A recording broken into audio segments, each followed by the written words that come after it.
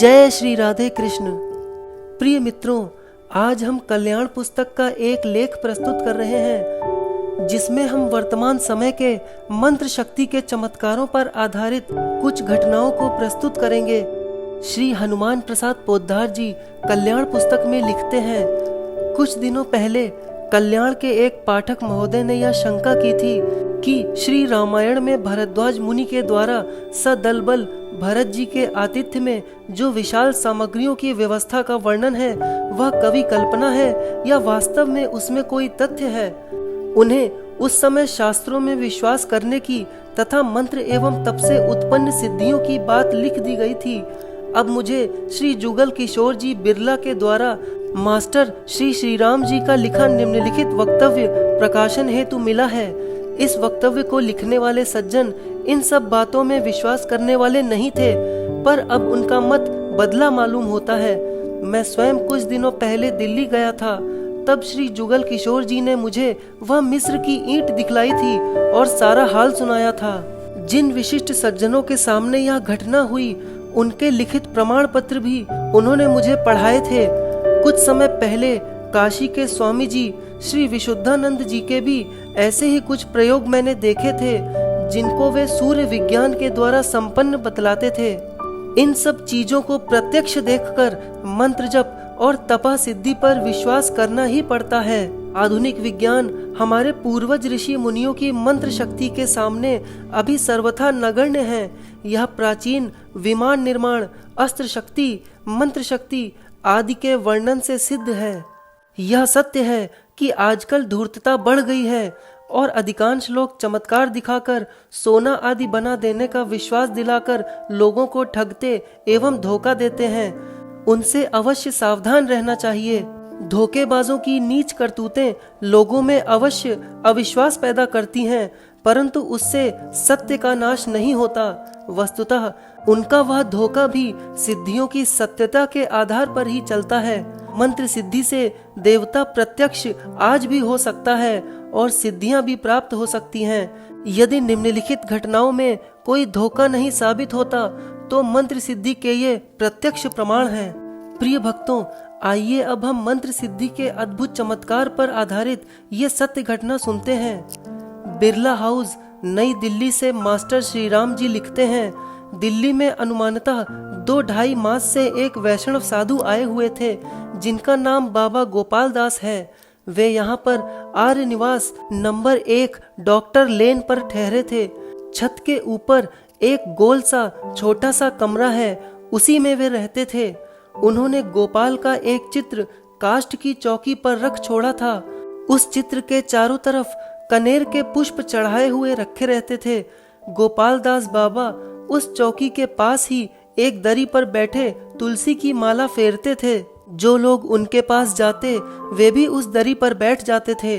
उनके पास जाने वालों को प्रसाद देने के लिए बाबा जी ईंट के छोटे छोटे टुकड़े अनुमानतः 4-5 तोले वजन के एक हरे केले के टुकड़े में गोपाल की मूर्ति के सामने आधा मिनट रखकर उठा लेते थे तो ईंट के टुकड़े सफेद मिस्री के टुकड़ों में बदल जाते थे और वे इन मिस्री के टुकड़ों को उन लोगों को दे देते थे जो उनके दर्शन के लिए जाते। कभी कभी ईंट का टुकड़ा कलाकंद में बदल जाता था। यह अद्भुत परिवर्तन कैसे हो जाता है सो तो वह बाबा जी ही जानते हैं और किसी को नहीं पता चला है। विज्ञान वेत्ता इस कारण को ढूंढ निकालें तो दूसरी बात है। इन बाबा जी के पास जर्मन राजदूत, जापानी राजदूत, लोकसभा के अध्यक्ष श्रीमा वलंकर, श्री सत्यनारायण सिंह, राय बहादुर लक्ष्मीकांत मिश्र आदि गए थे। इनको भी इसी प्रकार का प्रसाद दिया गया था। जर्मन राजदूत के साथ एक जर्मन महाशय भी थे। उन्होंने तो यह चमत्कार देखकर बाबा जी से अपना शिष्य बना लेने की प्रार्थना भी की। इन 2 प्रकार के चमत्कारों के अतिरिक्त 3 चमत्कार विशेष उल्लेखनीय हैं। पहला चमत्कार तो यह है कि श्री जुगल किशोर जी बिरला ने एक तांबे की चमची को एक केले के हरे पत्ते में लपेटकर अपने हाथ में लिया और बाबा जी के कहने के अनुसार श्री बिरला जी सूर्य के सामने खड़े हो गए। बाबा जी भी पास में खड़े होकर कुछ मंत्र जपते रहे। 2-3 मिनट के बाद ही चमची निकाली गई तो सोने की बन गई थी। अभी तक वह चमची श्री बिरला जी के मुनीम डालू राम जी के पास उसी आर्य भवन में रखी हुई है। दूसरा चमत्कार यह हुआ कि इस मिश्री के प्रसाद का वृत्तांत सुनकर एक महाशय ने बाबा जी के पास जाने वालों में से किसी को यह बात कह दी कि हम तो बाबा जी की मंत्र सिद्धि तब माने जबकि वे पूरी की पूरी 1 नंबरी ईंट को मिश्री की ईंट बना दें। ऐसी बात बाबा जी को सुनाई गई तो बाबा जी ने झट कह दिया कि गोपाल जी की कृपा से मिट्टी की ईंट के टुकड़े मिश्री के टुकड़े बन जाते हैं, तो पूरी मिट्टी की ईंट मिश्री की ईंट बन जाए तो कौन सी बड़ी बात है।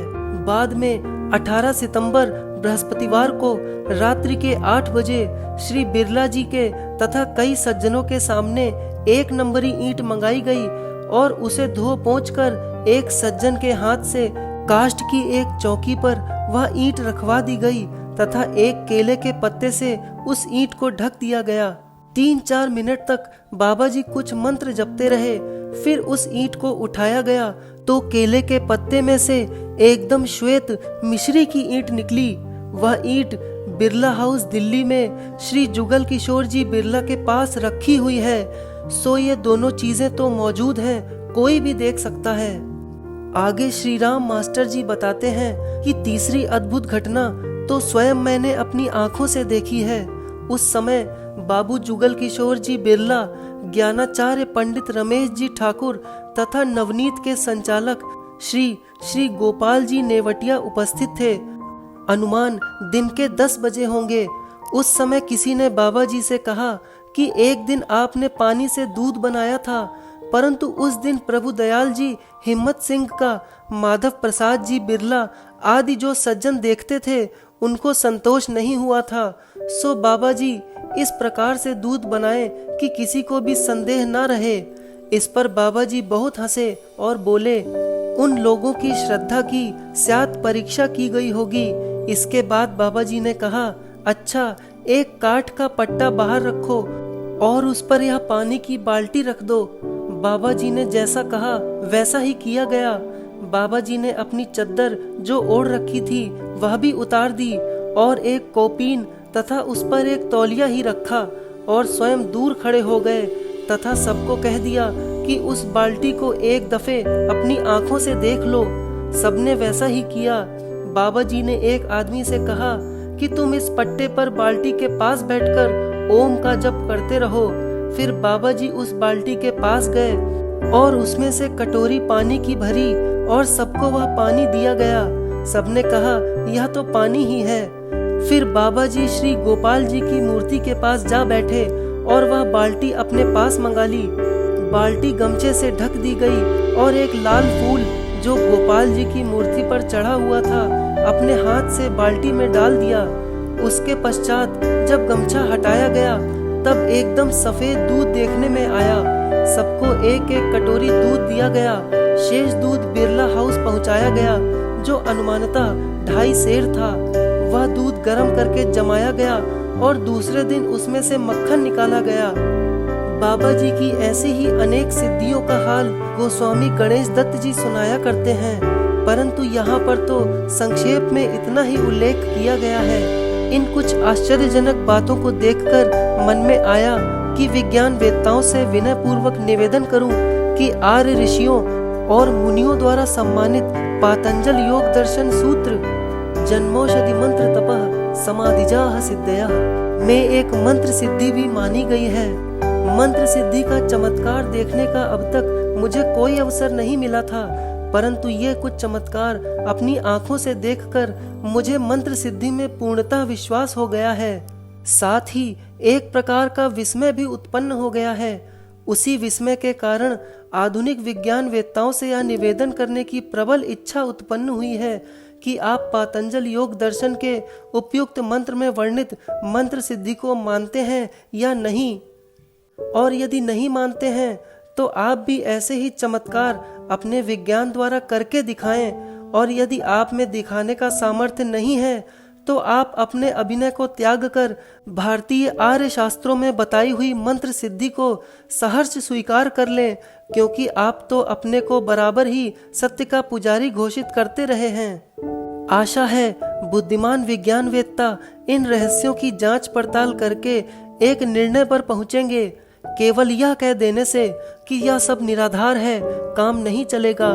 किसी वस्तु को उसकी पूरी जांच पड़ताल किए बिना ही निराधार कह देना तो बहुत आसान बात है।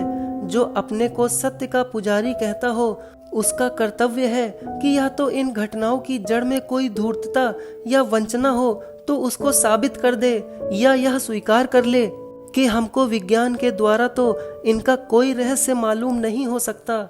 इसलिए योग दर्शन के उस सूत्र में वर्णित मंत्र सिद्धि को मानना ही न्याय संगत होगा। जय श्री राधे कृष्ण।